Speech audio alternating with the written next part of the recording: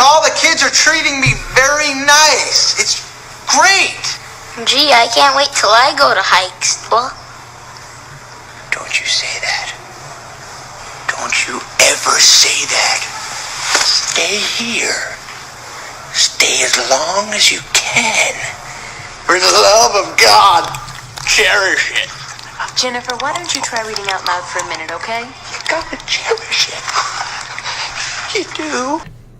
All right, folks, back for episode 2 of Hike School.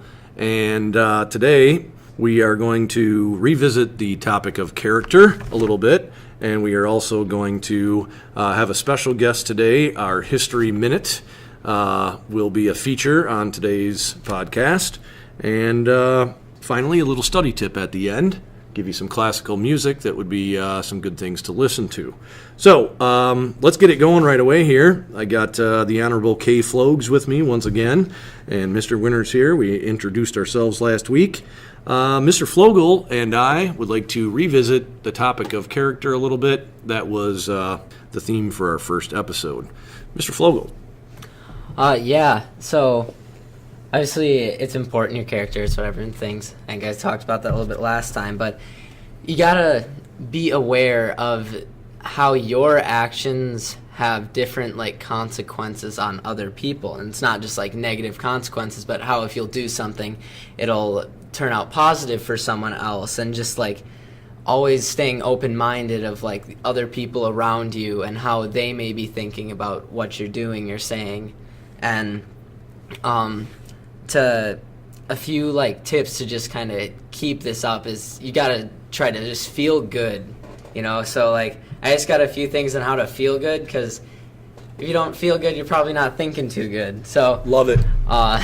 First I got your diet. So you should not just drink a bunch of soda and eat a bunch of garbage, because you're gonna be thinking about, oh, I feel like garbage. Your attitude is just gonna go down. You're going to become more negative towards people, compared to if you're trying to cut back a little on all the junk food. It doesn't even have to be that you're eating a bunch of vegetables every day. Just if you're eating just normal food that's not processed kind of garbage, you won't be as focused on how bad or ill you're feeling, and you'll just be able to stay focused. And then my second one is sleep and caffeine. So I'm a pretty regular coffee drinker because I'm a teenager and I like staying up late. Because sometimes you just are tired and you need that little boost of energy to help get you through your day. But more recently, I've been trying to go to bed earlier, and I haven't had coffee in a few days, and I've actually felt really good. I started going to bed at 9 o'clock, 8:30, and just waking up, and I don't feel like I need the coffee, and I feel just refreshed, and I felt better every day. And it's just a good feeling. And my last little bit of advice is to meditate. I actually have meditated for the last 80 days in a row. Little fun fact. Nice. And it's just really relaxing. I do it before I go to bed. Sometimes I'll do it when I get home from school or a sports practice. And it just helps you clear your mind if you had any thoughts going on during the day, any rough thoughts or anything like that. And it just lets you really focus in, see how you're feeling, see what you're thinking about, what's on your mind. And you just calm down, and I always feel a little re-energized, yet a little relaxed, okay, I'm all good now type of feeling. I don't know, just every time I do it, I feel better. I feel like I talk to people better. I feel like I just get along with people better, and I'm just staying more positive all around. Awesome. You know what? Kay Flogues, some super good advice there, people. Better than I could do it. Of course, I'll just add to it a little bit. The diet thing, you don't necessarily have to cut every single bad thing out of your diet, right? But when you say, hey, I'm going to have one less soda today than I did yesterday, okay, that may be a small thing, but that's a confidence booster and a good feeling booster. And so aside from the health aspect itself of drinking one less soda, you're going to feel better about yourself because you're doing something in a positive direction. That's awesome. Yeah, sleep. It's I'm not just going to give up eating chocolate or drinking soda for the rest of my life, but I'm cutting back on it. Baby steps, Yep. and that makes a person feel good, gives you some self-confidence. I was going to hit sleep quickly, too. Of course, I go to bed at 8:30 or 9 every night because I'm an old man, okay? But look, guys, tons of research on that. You get good sleep, deep sleep, REM sleep, and, of course, if you're drinking coffee at, 11 at night, you're not going to get that sleep. So that's a huge one. And meditation, again, ton of research there. I got a little meditation on the old Spotify, the music, right? So you take a moment and clear your head, and Flogel said it very well. It's a combination of feeling re-energized, but also very relaxed and sort of within yourself. So very good advice this week. Look, all I wanted to talk about with character was, hey guys, you students out there, do not forget good character with your teachers, okay? They deserve your respect. I was going to say this, a lot of us teachers are kind of weird. I mean, look at me. But here's the thing, okay? Every one of your teachers is here seriously because they care about you. They wouldn't be here if they weren't, okay? And so remember that. When you give good character, when you behave well in class, treat your teachers well, all that's going to do is come back to you tenfold. People like the two gentlemen sitting in front of me have done that for me. We have a great relationship, willing to do anything for these guys. They'd probably be the same with me. And guys, it just makes your school day so much easier. They always say, like, causing behavior problems, you're just making your life more difficult. Have a nice, easy day. Respect your teachers. And again, have good character. Feature this week. What is known as, and will be known as, the History Minute. And today we have a very good History Minute provided by a Mr. Dylan G. And without further ado, let's hear it. During Thomas Jefferson's presidency, he received a large block of cheese. This inspired President Andrew Jackson's supporters decades later to commission a similar cheese, 1837. Supporters believe that every honor Jackson received should be the same as Jefferson. So a reception was held on Washington's birthday at the White House. The White House was very crowded on March 3rd of 1837. The cheese was 4 feet in diameter and 2 feet thick and weighed nearly 1,400 pounds. It was wrapped in a giant belt and bore many patriotic inscriptions.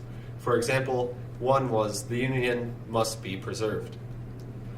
By the end of Jackson's second term, he wasn't going to haul a 2-year-old mountain of cheese with him when he left office. So he decided to make the cheese a featured part of his last presidential reception at the White House.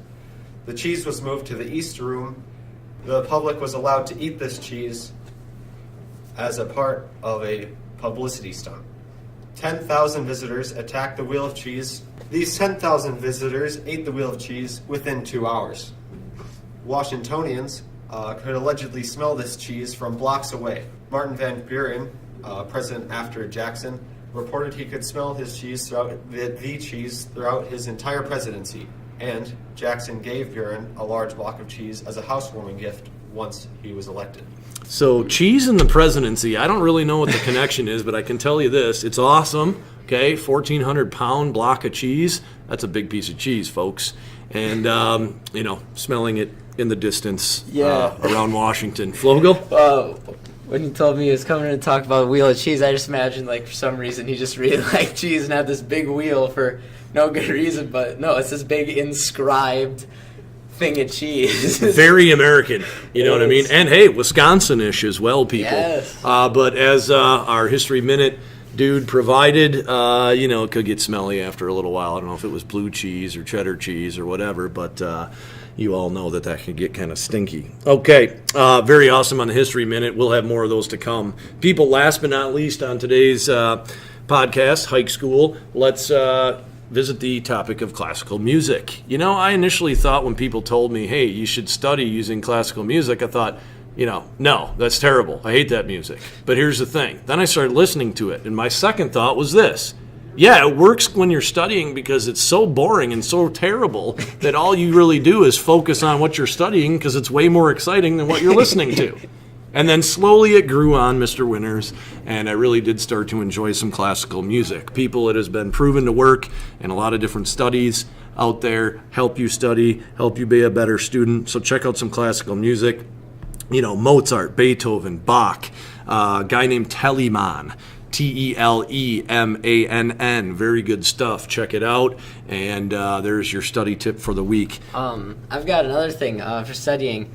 What I was taught, instead of classical music, I just look up like the sounds of nature, and you just like find this thing. It's like a 3-hour clip of that someone just like set their camera out in the middle by like of the woods by a stream, and you just hear like the birds singing, the water running, and it's just super relaxing.